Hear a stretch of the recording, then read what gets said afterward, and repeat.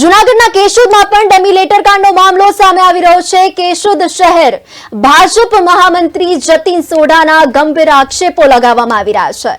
આ ડમી લેટરથી પીજીવીસીએલના અધિકારીની બદલી માટે રજૂઆત કરવામાં આવી છે। ભાજપ મહામંત્રી પ્રમુખના નામ અને સહીનો દુરુપયોગ કર્યા હોવાનો પણ આક્ષેપ લગાવવામાં આવી રહ્યો છે। તટસ્થ તપાસ અને જવાબદારીની સામે કડક કાર્યવાહી કરવા માટેની માંગ ઉઠી છે। કેશોદ ભાજપમાં પણ ડમી લેટર કાંડ સામે આવ્યો છે।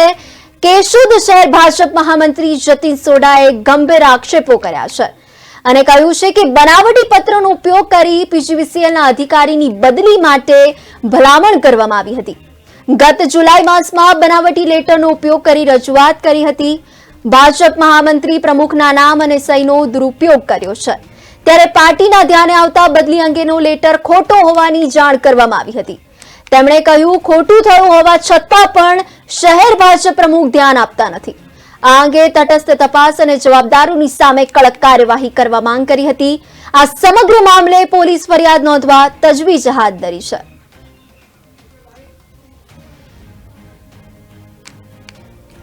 જ્યાં જીબીના એક અધિકારીની બદલી કરવા માટે જે લેટરનો દુરુપયોગ કરવામાં આવ્યો છે, જે કેશોદ શહેર સંગઠનના લેટરનો દુરુપયોગ થયો છે, તેમાં અમારી સહી ખોટી છે।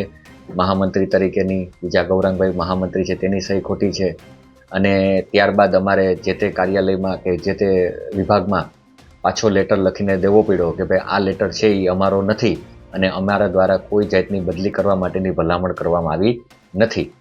પછી ત્યારબાદ મેં મારા શહેર ભાજપના પૂર્વ પ્રમુખ પ્રવીણભાઈ ભાલારાને વાત કરી હતી જે તે વખતે કે ભાઈ પ્રવીણભાઈ, આપણે આ બાબતની ગંભીર નોંધ લઈ અને આપણા લેટર પેડનો દુરુપયોગ થાય છે તો આના માટેની આપણે કાયદેસરની કાર્યવાહી કરવી જોઈએ। પરંતુ જે પ્રવીણભાઈ ભાલારાએ છે આ વાતને ગંભીર લીધી નહીં અને આજે મારે મીડિયા મારફત અને પોલીસ ફરિયાદ કરવી પડશે તે વાત આજનો ખુલાસો કરવો પડે છે। અને જ્યારે પણ મેં આ વાત કરી છે પ્રવીણભાઈને, ત્યારે પ્રવીણભાઈ મારાથી ડિસ્ટન્સ રાખવા માંડ્યા છે કે ભાઈ આપણે આ બાબતમાં પડવું નથી। મારી એક જ વાત હતી કે આપણા લેટર પેડ કેશોદ શહેર સંગઠનના લેટર પેડનો દુરુપયોગ થાય છે ને, જ્યાં